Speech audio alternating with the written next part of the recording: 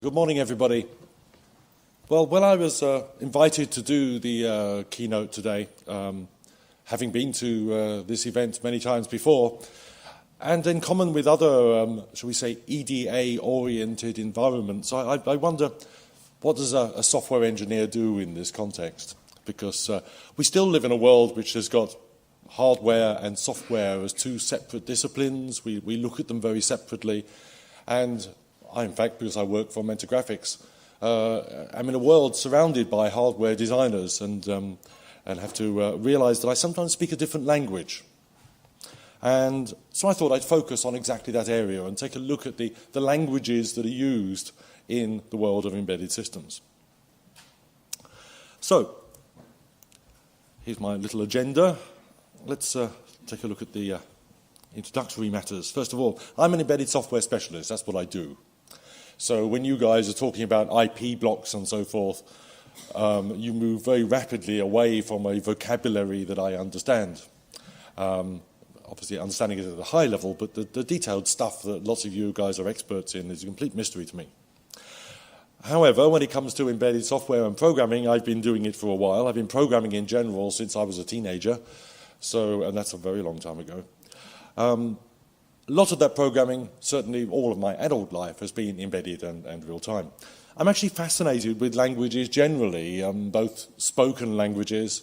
I think Europe's a lovely place to live in because wherever you go, somebody speaks something different, and usually they manage English as well, thankfully. And because I'm English, I don't really speak anything else. Je parle un petit peu français, but and I won't try any more languages this morning.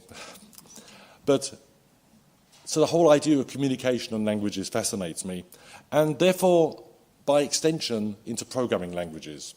I have 2 1-meter-long shelves of books about programming languages at home, because I've collected them over the years, because different languages intrigue me. And it's interesting just to see how many languages there are. Let's have a look at system design from this very high level and where languages fit in. In the past, software was designed diagrammatically, a flow chart or something like that, and then written as code. I gave you an example of some code here, just in case you've never seen any before. Hardware, historically, was designed diagrammatically and then more or less laid out by hand. As you can see, as a software engineer, I do keep totally up to date with modern hardware design techniques. And actually, electronics like this, I can understand how it works. It's just when it gets more complicated involving things like transistors, I get more confused. So, software languages was the area I wanted to start looking at. What I thought I would do is think about the basics of software languages, and of course we start with binary code. So when I first started programming, some of the programming I did was literally in ones and zeros, like that. You'd have a front panel of a computer and you could key in binary numbers and actually enter your software that way.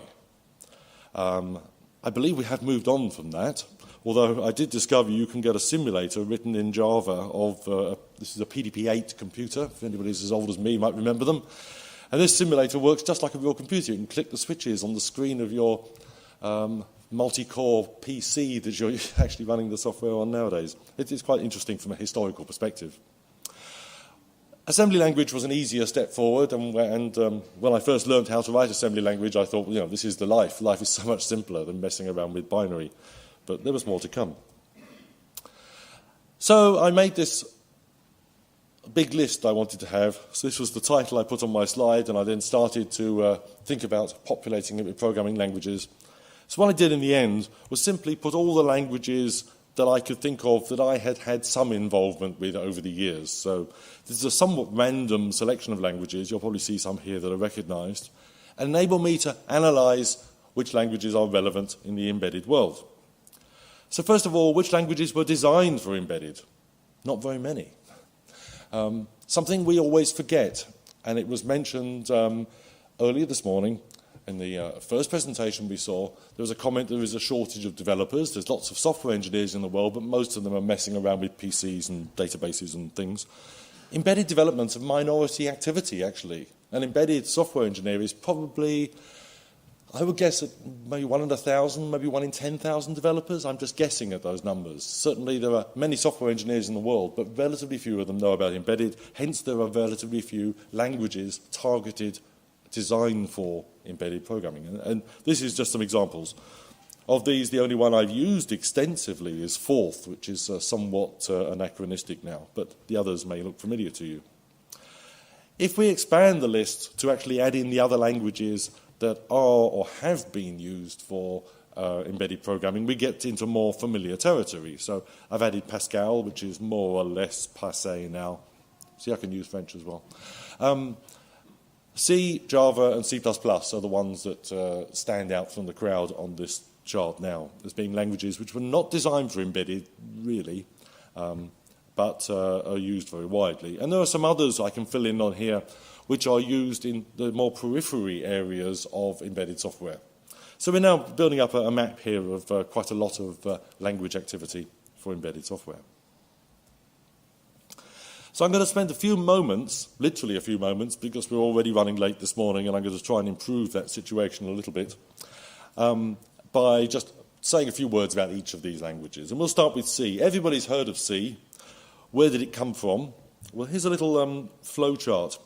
Once upon a time, in an obscure little town in England called Cambridge, which is quite well known nowadays for 1 or 2 other companies that you might be able to name, in the university there they developed a language called BCPL. At this moment I can't remember what it stands for, but PL is programming language anyway. And it was a sort of high-level assembly language. It was an attempt to take all the good things of assembly language, i.e. accessibility of hardware to the hardware, along with the structure of a high-level language. It's quite a nice programming language. I haven't used it for about 30 years, but it's quite good.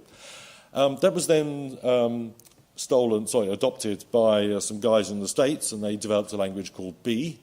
And B had 1 or 2 features added to it, primarily data typing, and they called it C. Seemed a logical name. And those guys were Koenig and Ritchie, who you may have heard of. So Koenig and Ritchie's C language, that came around in the early 70s. BCPL was back in the 60s. And gradually became ANSI C, which is more or less the variant of the language that we use today. It also developed into C++ and a number of other object-oriented C-type languages. And in due course, it gave rise to Java as well, which has the same kind of history. So that's a sort of family tree. Human family trees don't look quite like that, but it gives you the idea. So the C language, designed at Bell Labs, it was a general-purpose programming language. They didn't say it was for embedded systems for 2 reasons. Number one, there weren't any embedded systems then. And number 2, the word embedded wasn't actually applied to the systems we deal with until the mid-90s, so they were 20 years too early. So it's first used in Unix. It's still the most common language in the embedded world, and most embedded developers who have experience are most comfortable in C. And that's because it's quite an attractive language with high-level capabilities and low-level capabilities. So it's very powerful and potentially very dangerous for the same reason. C++ is the obvious successor to C. It's the most successful object-oriented C implementation, certainly in the embedded world. It's the only one that people tend to use mostly. It was successful because the Bjarne Strastrup, who designed it, implemented C++ by means of a preprocessor. So you simply use CFront to translate C++ into C, and then you could run C++ on any language that had any platform that had C support, which gave him an immediately large audience. C++ is designed for bigger projects than C. You don't need visibility of the entire application. That's the point behind it. There are other object-oriented C-based languages, the best example being Objective-C, which is used on Apple devices, for example. But that's not the true embedded space, as far as I'm concerned. Java actually was designed for embedded programming. Back in the days of its development, about 20 years ago now, something like that, at Sun, which is now part of Oracle, of course, the idea was to create portable embedded code. The concept was that embedded code is very specific to a particular platform. Every embedded system is different, unlike every PC, which is basically the same. They tried to level the playing field there. Initially, it was used for internet apps, and it still is used very heavily in that way. But it's beginning to find a place in embedded systems. It depends on certain niche areas of embedded systems. It's very strong. There are real-time variants around nowadays. I'm not an expert in those. It's not something I've really dabbled with extensively. It only really makes sense for larger systems, simply because it requires a certain amount of infrastructure to support execution of Java. It's particularly good if you want post-deployment applications. So if you want to create a device to which you add application code later in a dynamic fashion, Java can be a good way of doing it. That's exactly the way you do it with Android, for example. And it's very widely taught in colleges. So if we simply want to take advantage of the talent and expertise that's there, using Java makes complete sense. Syntactically, it's pretty similar to C++. JavaScript, I included as much as anything to make sure that everybody knows it's nothing to do with Java. Absolutely nothing to do with Java. The naming is just very, very confusing. People call it the assembly language of the web. Stupid name, if I've ever heard it. It's nothing like an assembly language. It's a high-level language. It was created specifically to put dynamic functionality onto web pages, and that's how it's extensively used.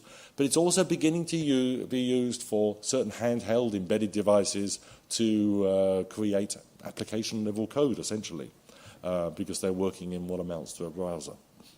Python is another approach to the same kind of thing. Python's sort of being a scripting language, but it's very, very versatile. It has almost religious fanatical following amongst various people.